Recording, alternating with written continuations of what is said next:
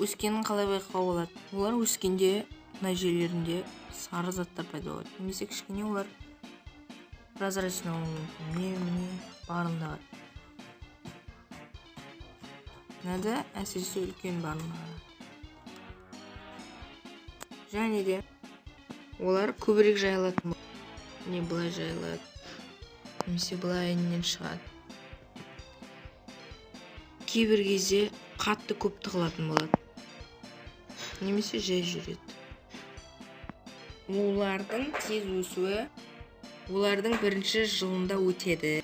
Яғни олар өздерінің өмірінің бірінші жылының 7 айында тез өседі.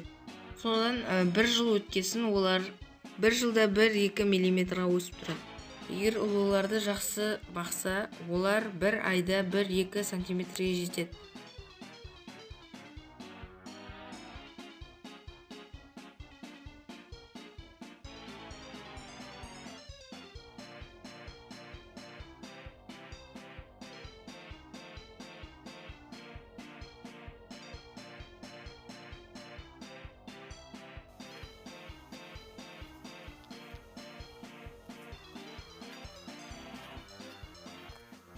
Егер оларды өзінің бірінші жылында дұрыстап тамақтандырмаса, олар өспей қалуы мүмкін.